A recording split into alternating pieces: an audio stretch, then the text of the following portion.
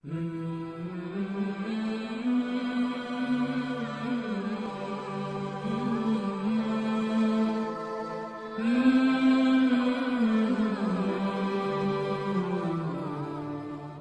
امام حسن، بات تو بہت دور نکل گئی، وہ امام حسن۔ اب آپ توجہ میری طرف رکھیں تو میں ادھر بات کروں، سیدہ کے چاند کی بات ہو رہی ہے نا، ادھر کریں۔ تو جب امام حسن کی صلح ہو گئی، صلح میں جو شرائط تھی، ایک شرط یہ بھی تھی کہ ہم ابھی حکومت آپ کو دیتے ہیں، جب آپ دنیا سے چلے جائیں گے تو یہ حکومت واپس پھر آپ ہمیں دے جائیں گے۔ آپ اپنے بعد جب آپ دنیا سے جائیں گے تو امام حسن کو دیں گے، ٹھیک ہے، یہ شرط تھی۔ اب چونکہ شرطیں تو اور بھی تھی، لیکن ایک شرط یہ تھی کہ آپ اپنے بعد حکومت امام حسن کو واپس دیں گے، جن سے لیا ان کو واپس دیں گے، یہ شرط تھی۔ یزید کو فکر ہوئی کہ اگر امام حسن حیات رہے تو شرط کے مطابق واپس حکومت دینی پڑے گی، تو یہ اس چکر میں پڑ گیا کہ کسی طرح امام حسن کو رستے سے ہٹایا جائے۔ اور آپ کو معلوم ہونا چاہیے کہ یزید صرف امام حسین کا قاتل نہیں ہے، یزید امام حسن کا بھی قاتل ہے، یہ کوئی چھوٹی موٹی بات نہیں ہے۔ ہاں، تو اس نے چونکہ وہاں رہتا تھا مدینہ منورہ میں مروان بر وزن شیطان، یہ مروان بڑا پلید بدترین انسان، ممبروں پہ بیٹھ کر مولا علی کو گالیاں نکالتا۔ یہ صبر امام حسن تھا کہ روضہ رسول میں جا کر چھپ جاتے تھے جب وہ ممبر پہ بیٹھ کے گالیاں دیتا تھا۔ بڑے دکھ دیکھے ان لوگوں نے، بڑے دکھ دیکھے۔ تو مروان کو اس نے مینج کیا، حالانکہ یہ جتنے تھے نا ایک دوسرے کو پسند نہیں کرتے تھے، لیکن اہل بیت کی دشمنی میں سب ایک ہو گئے تھے۔ تو مروان کو اس نے مینج کیا، اور مروان لانتی جس کے باپ پہ حضور نے لعنت کی تھی، اس کے باپ کو شہر بدر کر دیا تھا۔ ام المومنین عائشہ صدیقہ پاک کہتی ہیں کہ جب اس کے باپ پہ لعنت کی گئی تو یہ اپنے باپ کی پیٹھ میں تھا، اس پہ بھی لعنت پڑی تھا، لانتی، بڑی بدترین موت ہوئی اس کی۔ اہل بیت کا دشمن اور غدار بڑی بدترین موت مارا جائے، عورتوں نے مل کے مارا اس کو، مرد بھی نہیں، عورتوں نے مل کے مارا۔ اس میں یزید کی بیوی بھی شامل تھی جس نے مروان کو مارا، یہ الگ ٹاپک ہے۔ اس کو مینج کیا، اور یہ مروان وہ ہے، عثمان غنی کی شہادت میں اس کا ہاتھ ہے، امام حسن کی شہادت میں اس کا ہاتھ ہے، امام حسین کی شہادت میں اس کا ہاتھ ہے۔ یہ بڑا بدترین آدمی ہے، اس کو یاد رکھنا۔ آج کل مروان کے بھی لوگ خطبے پڑھ رہے ہیں، مجھے حیرت ہے۔ اللہ، نصیب کی بات ہے بھائی، وہ نصیب کی، کسی کے مقدر میں مروان آیا ہے، کسی کے مقدر میں زہرا کا جایا آیا ہے، نصیب کی بات ہے۔ الحمدللہ اماموں کے ساتھ پکارا جائے گا، یہ اٹھیں گے کس کے ساتھ، ہم اٹھیں گے کس کے ساتھ، انشاءاللہ نصیب کی بات۔ تو اس کو مینج کیا یزید نے، اور 5 مرتبہ زہر دیا امام حسن کو۔ کتنی بار؟ 5 مرتبہ امام حسن کو زہر، 5 مرتبہ، کبھی کھجور میں، کبھی شہد میں، کبھی سرکے میں، الگ الگ زہر دیا۔ جب زہر پلایا جاتا امام حسن کو ایسا لگتا کہ کچھ گڑبڑ کی ہے کسی نے، تو آپ نانا کے روضے پہ جا کے دعا کرتے، زہر کا اثر ختم ہو جاتا۔ 5 بار زہر دینے کے بعد پھر ان لوگوں نے آخری میں یہ کیا کہ ایسا ہلکا پھلکا زہر نہیں دینا، بلکہ ہیرا پیس کر امام حسن کو پلا دینا ہے۔ اب یہ بات میری تائید کو پہنچتی ہے، میں جو کہہ رہا ہوں نا کہ یزید قاتل ہے، اس دور میں جب 3 دن لوگوں کے گھر میں چولہا نہیں جلتا تھا تو کسی کو پلانے کے لیے ہیرا کہاں سے لائیں گے؟ ہیرا تو آج بھی ہمارے گھروں میں نہیں ہے اتنے ترقی یافتہ دور میں، تو اس دور میں جب 3 دن چولہا نہیں جلتا تھا تو کسی کو مارنے کے لیے آدمی ہیرا لائے گا؟ تو ہیرا پیسا، اس کا مطلب دربار شام سے یزید پلید نے بھیجا تھا، دربار شام سے یزید پلید نے بھیجا۔ ہم یزید جو بات کرتے ہیں یزید پلید کے لیے کرتے، جو بات کرتے ہیں یزید پلید کے لیے کرتے ہیں۔ جن لوگوں کے ساتھ صحابیت کا ٹائٹل ہے، ہم اپنے بزرگوں کے اقوال کے مطابق ان لوگوں کے خلاف نہ سوچتے ہیں نہ کچھ بولتے ہیں۔ ہمارے بزرگوں نے ہمیں یہی سکھایا، مخدوم اشرف جہانگیر سمنانی نے یہی سکھایا، محبوب الہی نے یہی سکھایا، سرکار غوث العظم دستگیر نے یہی سکھایا، اور 14ویں صدی میں امام اہل سنت سید اعلیٰ حضرت نے بھی یہی فرمایا۔ ہم اپنی مرضی نہیں چلاتے، ٹھیک؟ جو بات کرتے ہیں یزید کے لیے کرتے ہیں۔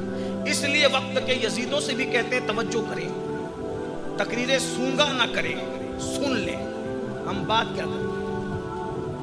لوگ کہتے ہیں سید لوگ جذباتی ہو جاتے ہیں، یہ علماء جذباتی نہیں ہوتے، جو بات ہے وہی کہہ رہے ہیں۔ یزید نے ہیرا بھیجا اور پیس کر مشکیزے میں ڈال دیا گیا، اور اس کے بعد امام تہجد کے لیے اٹھے تو آپ نے وضو کیا، وضو کے بعد پانی پیا۔ جب پانی پیا تو وہ جو ہیرا پیسا ہوا تھا وہ حلق کے ذریعے سے حلق کو کاٹتا ہوا اندر گیا۔ 40 دن تک اس سے امام تڑپتے رہے، 1-2 دن نہیں 40، اور 40 دن تک آپ کی کیفیت یہ رہی کہ ٹکڑے ٹکڑے آنتوں کے ہوتے تھے اور الٹی کے ذریعے سے باہر آتے تھے، آنتوں کے ٹکڑے ہوتے تھے اور پاخانے کے ذریعے سے باہر آتے تھے۔ آپ ذرا غور کرنا کتنی دردناک شہادت ہے یہ۔ شہادت امام حسین بھی دردناک ہے، لیکن شہادت امام حسن بھی دردناک ہے، جس کو ہم نے بھلانے کی کوشش کی ہے۔ جب انسان دودھ پی کر الٹی کرتا ہے تو کتنی تکلیف ہوتی ہے، الٹی میں جب دودھ نکلتا ہے تو اتنی تکلیف ہوتی ہے۔ جب ہیرے نے کلیجہ کاٹا ہوگا، آنتیں کاٹی ہوگی، اس وقت امام حسن کی کیفیت کیا ہوگی؟ الٹی کرتے کرتے چہرہ ہرا ہو جاتا تھا۔ امام حسین سے کہتے تھے بھیا حسین دیکھو میں کیسا دکھ رہا ہوں، بھیا آپ کا چہرہ ہرا ہو گیا۔ نانا نے کہا تھا نا ہرا میرے حسن کے لیے، سرخ میرے حسین کے لیے۔ حسن ہرا ہو گیا، حسین سرخ ہونے کے لیے تیار ہو جاؤ۔ ایک دن امام حسین بیٹھے تھے، کہتے ہیں بھیا آپ کو تو پتہ ہے نا آپ کو کس نے قتل کیا؟ آپ کو معلوم ہے؟ آپ مجھے بولیے، بتائیے کس نے قتل کیا، آپ کو کس نے شہید کیا؟ امام مختلف روایات ہیں، ایک روایت یہ ہے، فصوص المہمہ کے اندر یہ روایت موجود ہے جو میں پڑھ رہا ہوں، فصول المہمہ کے اندر روایت موجود ہے کہ بھیا آپ کو پتہ ہے نا آپ کو کس نے شہید کیا؟ امام حسن نے کہا ہاں مجھے معلوم کس نے شہید کیا، جانتا ہوں، بتاؤ نام بتاؤ۔ میں نہیں بتاؤں گا۔ امام حسین سے کہا میں نام نہیں بتاؤں گا۔ کیوں نہیں بتائیں گے آپ نام؟ جب آپ دیکھیں اسی کو حسن کہتے،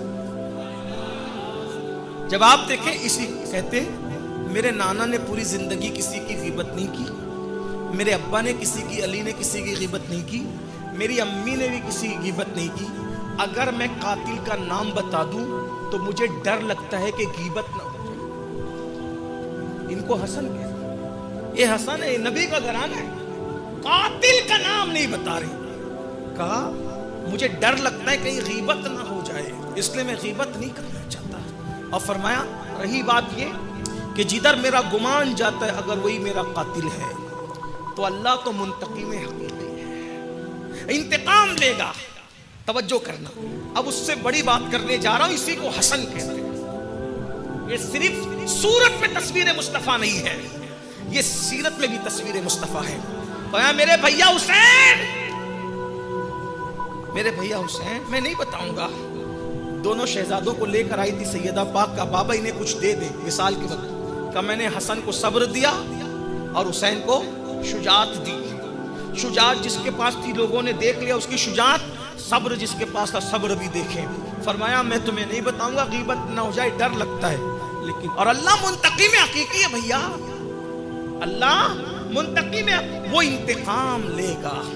بلکہ پھر کہتے ہیں ارے میرے بھائی حسین میں تو یہ چاہتا ہوں کہ کاش اگر اللہ نے مجھے اجازت دے دی نا، توجہ کرنا یہ زہرا کا جایا ہے، کہا حسین میرے بھائی اللہ تو منتقم حقیقی ہے، وہ انتقام لے گا، لیکن اگر اللہ نے مجھے اجازت دے دی نا کہ حسن تم اپنے قاتل کے ساتھ جو چاہو معاملہ کرو، اگر اس نے معاملہ کیا تو وہ تو انتقام ہی لے گا نا، اِنَّ بَطْشَ رَبِّكَ لَشَدِيدٌ، لیکن اگر میرے قاتل کو وہ میرے حوالے کر دے کہ تم جو چاہو معاملہ کرو تو حسین میں اس کا ہاتھ پکڑ کر جنت میں لے جاؤں گا۔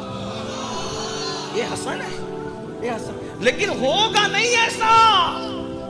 اس دیوار کے پیچھے کوئی چھپے نا.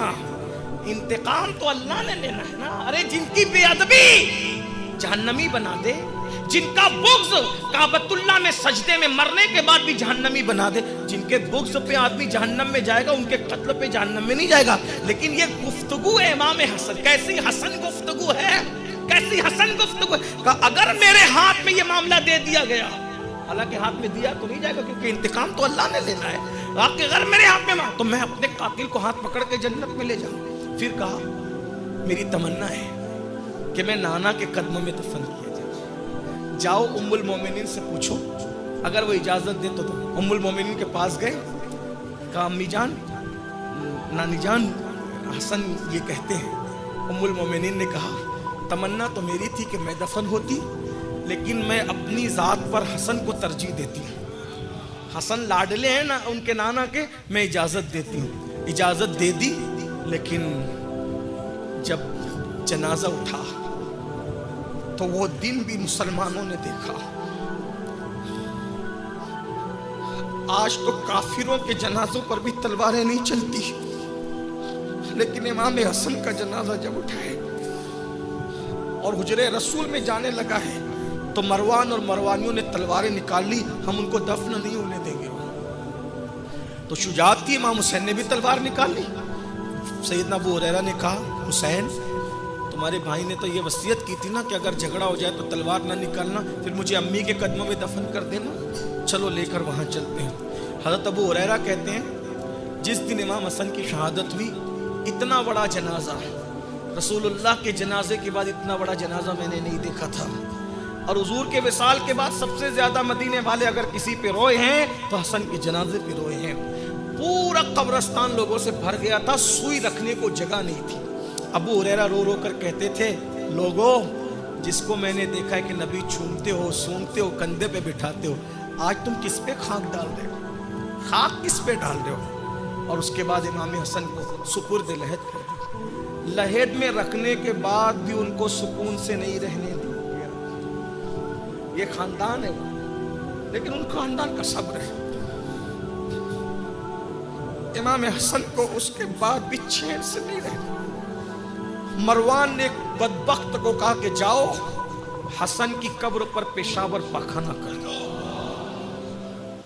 یہ داستان ہے اس میں, کس بیان سے ہو, کس زبان سے ہو بیان, داستان اہل بیت پاک سے گستاخیاں بے باقیاں, لعنت اللہ علیکم دشمنان اہل. لوگ کہتے ہیں آپ لوگ اتنی نفرت کیوں کرتے ہو, اس لیے کرتے میں شوق نہیں. ان پاپیوں نے کلمہ پڑھ کے یہ کیا.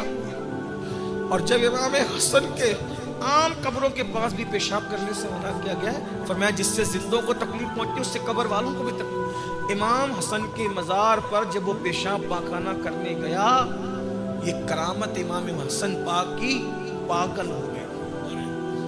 اب پاگل ہوا اور پورے مدینے میں کتے کی طرح چلاتے پھرتا تھا.